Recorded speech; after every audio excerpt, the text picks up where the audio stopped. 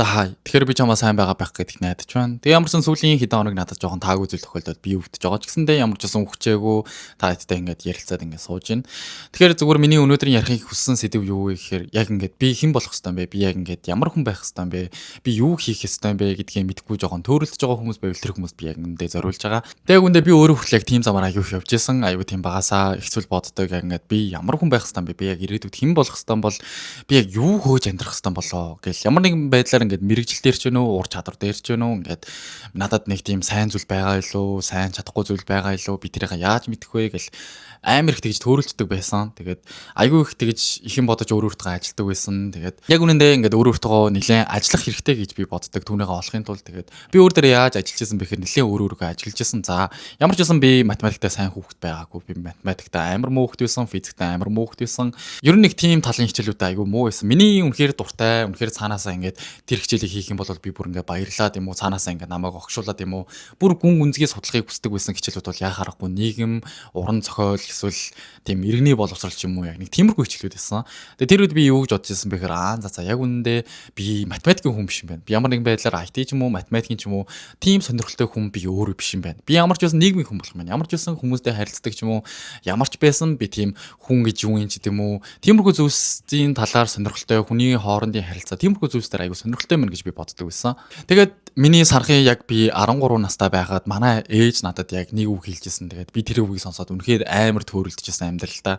Би яг тухайн үедээ ингээл би ямар хүн болох хэвээр болоо, ямар мэрэгчлээ сурах хэвээр болоо, яг яах юм болоо, би ямар хүн болох хэвээр болоо гэж аягүй их боддог байсан. Тэгээд тэр үед ээж маань хэлсэн үг ямар үг байсан бэ гэхээр чи өөрөө өөрийгөө олох хэрэгтэй. Чи өөрөө өөрийгөө олноо. Хизээ нэгэн цаг чи өөрөө өөрийгөө олоод тэр үедээ би ийм зүйл хийх ёстой юм байна. Ийм зүйл хийхээр ингээд тэгвэл надад арай нэг тийм тухтай би ингээд хийх зүйлээ ингээд олчихсан байх юм байна гэж надад хэлжсэн байхгүй юу. Тэгээ би тэр үед амар төрөлжсэн шалтгаан юу вэ гэхээр өөрийгөө олно гэж яг юу хэлээд байгаа юм бол яг ингээд би энд байгаа байдал яг ингээд би дахиад өөрийгөө хайна гэж юу. Би өөрийгөө хаанаас хайна гэж өөрийнхөө толны тусгалаас уу би яг ирээдүгээс үү хаанаас би өөрийгөө хайж болох юм бэ гэж би аюу төөрөлдөжсэн. Тэгээд магадгүй энэ ээж маань хэлсэн үг намайг бараг 2-3 жил ерөнхийдөө болвол үнэхээр ингээд яахаа мэдгүй төөрөгдөлт нэлээд оруулж исэн. Тэгээд би үнэхээр юу хийх ёстой болоо үнэхээр яах ёстой болоо гэж би аюу амар төөрөлдөжсэн. Тэгээд 2-3 жилийн дараа би нэлээд энийг судлаад нэлээд ингээд өөртөө дүгнэлт хийгээд үзсний дараа өөрийгөө олох биш юм байсан байна. Өөрийгөө олох биш, өөрийгөө бүтээх байсан юм гэдгийг амарсаа ойлгосон. Яг үнэндээ ингээд бид нар өөрсдөө бүтээх нь өөрийнхөө ирээдүйд хэн болох вэ гэдгийг ингээд гаргаж ирж байгаа болохоос биш.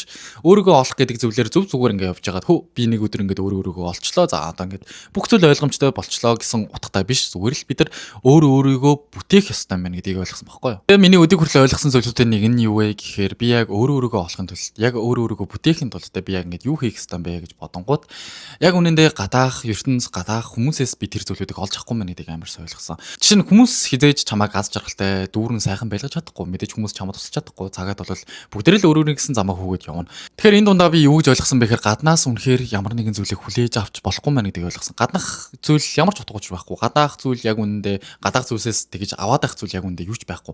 Хамгийн чухал зүйл нь юу гэхээр чиний дотор ч байгаа зүйл чинь бүх зүйл тэнд байгаа. Чиний дотор яг ингээд тэр дуу хоолой тэр бүх зүйлүүдийг сонсох нь өөрөө чамайг ирээдүйд хэн болох вэ гэдэг чинь хүртэл амар нөлөөлж идэг. Тэгэхээр өөрийнхөө дотоод дуу хоолойг сонсох хэрэгтэй. Яг үнэндээ гаднаас хин нэгний тусламжийг авах, гаднаас хүмүүстэй ярилцаад, гаднаас ингээд хүмүүсээс аз жаргалч байна уу, гадаах ертөнцөөс ингээд ямар нэгэн сэтгэлээ дүүргэх зүйл ч юм уу өөрийгөө бүтээх зүйлийг хайна гэвэл угаасаа хутлаа. Чиний дотор ямар нэгэн байдлаар өөр бусд хүнд байхгүй тийм онцгой зүйл байгаа. Тэр хоолойгоо сонсоод тэр хоолойгоо үнэхээр дагаад өөрийгөө нээж чадах юм бол чи өөрийгөө бүтээх хамгийн том алхмыг хийж байгаа гэсэн үг. Жишээ нь би ингээд 10 жилдээ байхдаа би зүгээр ингээд за ямар ч байсан би тийм 10 жилдээ мундаг хүүхэд байгаагүй би зүгээр юм дундас сурлагтай нэг тийм хичээлдээ сайн биш. Гэхдээ ягаад ч юм би өөрийнхөө хийж чадах зүйлсийг мэддэг байсан. Миний дотоод дуу хоолойноос ингээд нийгмийн талаар бүр гүнзгий судлах ч юм уу, хүний талаар бүр гүнзгий судлах ч юм уу, ямар нэгэн байдлаар ингээд тэр зүйлс дотроос нь ингээд ямар нэгэн үг хэлээд ах шиг өгдөгс намаа нэг тийм энийг судлаа, энийг үзээ, энийг сонирхоод үзээ. Энэ бүр амар гоё юм шиг байна гэд. Тэгээ яг үнэндээ ингээд би 10 жилдээ ямар нэгэн байдлаар ямар нэгэн зүйл хийхийг хүсдэг байсан. Гэхдээ яг юу хийхээ мэддэггүй. Магадгүй хүн болгонд л тийм үе байдаг шүү дээ. Ингээд би ямар нэгэн зүйл хийх хэрэгтэй байна. Би ямар нэгэн зүйл хийхийг хүсч. Гэхдээ яг тэр нь юу байж болох вэ гэдэг. Тэгээд би нэлээд удаа үнийгээ бодож явж байгаад миний амар хүсэжсэн зүйл юу юм бэ гэдгийг би олонгоо тэр нь зүгээр л ингэж ямар нэгэн байдлаар рийл хийх ч юм уу, ямар нэгэн байдлаар ингээд YouTube хийх ч юм уу, ямар нэгэн байдлаар би зүгээр л өөрийнхөө үзэл санаа бодлыг би бусадтай хуваалцахыг амар хүсдэг байсан. Ямар нэгэн байдлаар ингээд зүгээр л би өөрийнхөө бодлыг бусадтай хуваалцаад яг үнэндээ ингээд яриад ингээд байх нь надад яг үнэндээ тийм гадаах ертөнцөөс авч болохоос илүүтэй нэг тийм гоё аз жаргал, нэг тийм өөрийнхөө дуртай зүйлийг хийж байгаа, өөрийнхөө хийхийг хүсэж байгаа зүйлийг хийж байгаа учраас надад нэг тийм дүүрэн мэдрэмж, тийм гоё мэдрэмжийг аягүй их өгдөг байсан. Хэрвээ анзаарах юм бол миний ингээд хийдэг YouTube видео ч юм уу, эсвэл миний хийдэг Reels ч юм уу, ямар нэгэн байдлаар зүгээр л би хандлагын төлөө ерөөсөө явдаггүй байсан. Би зүгээр л өөрийнхөө үзэл бодлыг хуваалцмаар байна. Би зүгээр л хүмүүстэй ярилцмаар байна. Тэр л надад гол утга учир, аз жаргалыг надад өгч чаддаг байсан. Ерөөсөө юу гэдэг, хэрвээ би зүгээр л за хандлтын төлөө хүмүүс намайг таньдаг болоосоо, хүмүүс намайг мэддэг болоосоо гэсэн миний зорилго байсан бол магадгүй би арай өөр зүйл хийх ч юм уу, арай юу гэдэг нэг тийм хүмүүсийн анхаарлыг татах зүйлсүүдийг хийх байсан баг. Магадгүй арай сенсац хаашаа явж ин би тэр зүйлийг нь ярьдаг ч өнөө зүгээр л тэр зүйлийг нь үлгэж авдаг ч юм уу, ямар нэгэн байдлаар зүгээр л хүний рилэнд орох ч юм уу, ямар нэгэн байдлаар би хүмүүс намайг таньдаг мэддэг болчоосаа гэж шал өөр зүйлүүдийг хийж явах байсан баг. Гэхдээ миний ярьдаг зүйлс яг л нэг л жанр хийвэрээ. Би ерөөсөө өөрийнхөө боддог зүйлсүүдийг л хүмүүстэй ярьдаг, хүмүүст хуваалцдаг. Тэрнээс биш би хизээч нэг тийм хандлт авахын төлөө ямар нэгэн байдлаар илтгэв зүйл яриад, илтгэв тэнэг зүйл хөөгөөл, ямар нэгэн байдлаар сенсац хаанаа тэнд би явахыг ерөөсөө хүсдэггүй. Яагаад гэвэл миний дуртай зүйл нь өөрийнхөө бодлыг хүмүүстэй хуваалцах байдаг учраас нэг тэгж хандлт авахын төлөө нэг тийм гүүгээд байсан зүйл байхгүй. Яагаад гэвэл хандлт нь надад нэг тийм хандлттай бол сайн байна, гоё байна. Гэхдээ хандлтгүй байсан ч гэсэндээ би эцэс дуртай зүйлийг хийж байгаа. Би дуртай зүйлээ хийж байгаа цагт зүгээр л тэр хандлтж байна уу? Зүгээр л тэр бүх зүйлсүүд нь дагаад хүрээд ирнэ гэдгийг би амар сайн мэдчихсэн учраас зүгээр л би дуртай зүйлээ хийгээд зүрэл үргэлжлүүлээд явах надад амар чухал гоё санагдчихсан. Гэхдээ тухайн үедээ яагаад үнийг хийж чадаагүй юм бэ гэж бодохоор надад илүү их зориг тутсан баг. Би зүгээр л дуртай зүйлээ хийх надад зориг байгаагүй. Зүгээр л хүмүүс юу гэж бодчихвол хүмүүс намайг ингэ бодчих болоо, би тэнэг харагдаж байгаа болоо, миний ярьж байгаа зүйл утгагүй санагдаж байгаа болоо гэл дахиад нөгөө нэг гадаах ертөнц, дахиад нөгөө нэг бусад хүмүүс гэх мэтчлэн ингээл гадаах ертөнцтэй л бүх зүйлийг ингээл харьцуулаад яваал байсан. Тэгэхэд одоо анзаарах нэ би зүгээр л гадаах ертөнцийг зүгээр мартаад зүгээр гадаах ертөнцийн талаар бодгоо болоод би зүгээр л би зүгээр л дуртай зүйлээ хийж гин. Тэгэл хүмүүс намайг тэнэг гэж бодох хэрэгтэй, надад дургүй байх хэрэгтэй. Гэхдээ хамгийн чухал нь би зүгээр л үнийг хийсэндээ би аз жаргалтай биш. Би үнийг хийсэндээ нэг тийм надад нэг тийм гоё мэдрэмж төрж шít. Би үнэхээр ингээд үүндээ сэтгэл ханамж өндөртэй байж чадчих шít. Үнэхээр гоё байна. Энэ зүйл нь ингээд багаар хийгээд ингээд дээшлийн хэрээр надад улам сайхан санагдаж байгаа, улам нэг тийм өөрийгөө бүтээж чадж байгаа юм шиг мэдрэмжийг өгч чаддаг. Хоёр дахь нь юу гэхээр магадгүй жимд явах байсан баг. Би тийм босож жимд яваад гоё битээ болоод эсвэл ингээд тэмцээнд орё гэдэг ч юм уу, ямар нэгэн байдлаар тийм бодолтой байгааг би зүгээр л өөрийгөө толон тараад нэг тийм цанаасаа л толон тарангуудаа би ямар гоё харагдаж байна, би ямар гоё байна гэсэн өөртөө ихтгэлтэй мэдрэмж, өөртөө тийм сэтгэл дүүрэн мэдрэмжийг би аягүй авахыг хүссэн. Босод хүмүүс гайхуулагч биш, зүгээр л өөрөөрөө хараад вау би ямар гоё юм бэ. Тэр мэдрэмж л надад илүү чухал байсан учраас би зүгээр л өдөр болгон хийсэрлээсэн, байнгын хийсэрлээсэн. Яг одоо жоохон идэх маань буурчихсан байгаа. Тэгтэл ер нь бол миний дуртай зүйлсүүдээ хийж ихсэн шалтгаан бол ерөөсөө л тэр. Би зүгээр л яг үнэхээр миний сэтгэлийг хөдөлгөх, үнэхээр гадаах ертөнцтэй холбоогүй, үнэхээр дотор дуу хоолой минь юу хийвэл тэр дүүрэн мэдрэмж авчдаг бол юу хийвэл би өөрөө гоё байж чадах бол гэсэн зүйлсүүдийг би хамгийн их хийсэн. Тэгээд тэр нь одоо ч гэсэндээ надад үр дүнгээ өгч надад үнэхээр сэтгэл ханамжтай байлгаж чаддаг. Тэгэхээр эцдээ чамд ямар нэгэн байдлаар дотор ч ингээд хийхийг хүсэж байгаа зүйл эсвэл өөр хин нэгэнд байхгүй чамд үнэхээр л байдаг ямар нэгэн зүйл байгаа. Ямар нэгэн дуу хоолой байгаа. Гэхдээ би энийг яг үгээр тайлбарлахад хэцүү ч гэсэндээ дотроос ч ямар нэгэн зүйлийг чи хийхэд тэр зүйлдээ чи бүр орчноосоо тасраад 100% тэр зүйлдээ ороод бүр үнэхээр түүнээсээ аз жаргал мэдэрдэг болвол яг тэр зүйлээ л хийх хэрэгтэй гэсэн үг.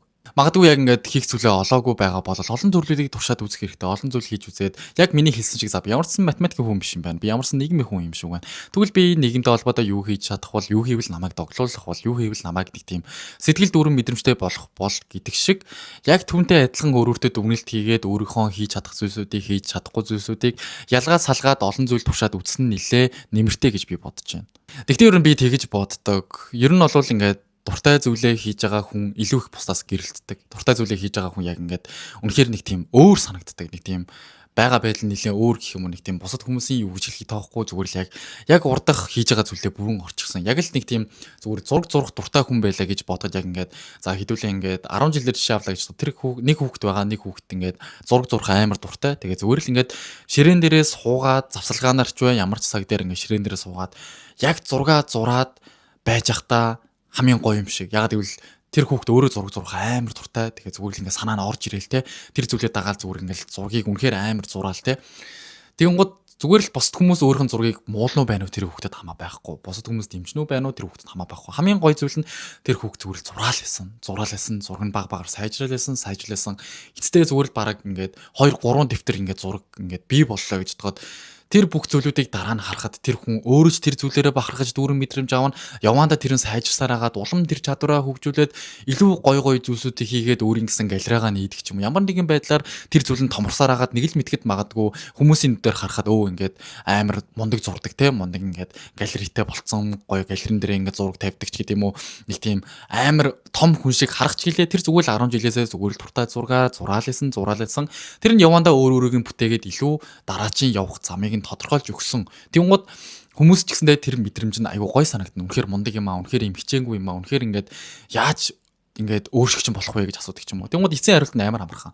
Дуртай зүйлээ хий, дуртай зүйлээ олоод ингээд тэр зүйлээ бүх зүйлээ зориул гадаах ертөнц хүмүүсийн бодол тэр бүх зүйл хамаа байхгүйгээр зүгээр тэр зүйлээ тултан хийгээд үз тэгвэл чи хүссэн хүсээгүй өөрийгөө гэрэлтүүлж амьдрна. Тэгэхээр ер нь нэг зүйлийг санах хэрэгтэй. Ерөнхийдөө бол гаднаас аз жаргал ч юм уу, гаднаас тэр гоё зүйлсүүдийг олно гэж ер нь худлаа. Гадаах ертөнцид юу ч байхгүй. Гадаах ертөнцид ингээд чиний сэтгэлийг дүүргээд гоё аз жаргалтай болгоод гоё дүүрэн мэдрэмж өгөх зүйл гадаах ертөнцид юу ч байхгүй. Энэ зүйл чиний дотоод сэтгэлд чинь байгаа. Дотоод сэтгэл чинь ямар нэгэн зүйл хийх хэрэгтэй байгаа. Дотоод сэтгэл чинь ямар нэгэн зүйл хийхээрээ үнэхээр тэр аз жаргал, үнэхээр тэр гоё мэдрэмжийг мэдрэх хэрэгтэй. Тэр зүйлээ олчихсан байхад үнэхээр бүр ингээд гадаах ертөнц хүмүүс бүр үнэхээр падлиггүй санагдаад үнэхээр л тэр зүйлээ хийж ахтал чамд өөр юу ч хэрэггүй юм шиг санагдана. Тийм учраас одоо байгаа чи болвол аль үжиний хин нэгэн шүү. Аль үжиний хин нэгэн болчихсон байгаа. Зүгээр л хараахан яг юу хийгээд тодорхойлж чадаагүй эсвэл үнээгээ хийгээд жоохон л зориг дутж байгаа. Тийм учраас заавал өөр хин нэг дагах биш. Одоо жишээ нь намайг дагах шаардлага байхгүй. Намайг дагаад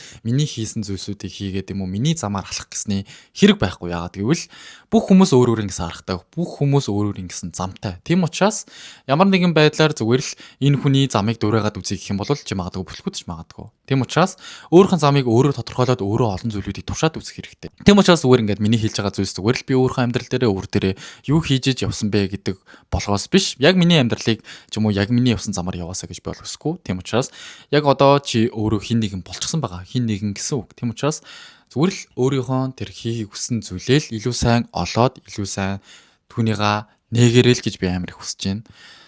За тэгэхээр өнөөдрийн зүгээр миний ярилцахыг хүссэн зүйл энэ байлаа. Яг үнэндээ гол цэгийг нь би оноод ингээд хэлж чадаагүй ч гэсэндээ магадгүй нэлээд тойруулж юм ирсэн байх. Тэгээд явандаа ямар ч тойролгүйгээр яг ингээ гол цэгүүдээ натгаад ярихыг хичээн. Тэгэж ярихыг бас нэлээд суралцъя гэж бодож байгаа. Тийм болохоор ямар ч дараагийн бичлэгээр ингээд уулзцгаая. Тэгээд тэр болтол сайн байж байгаарай.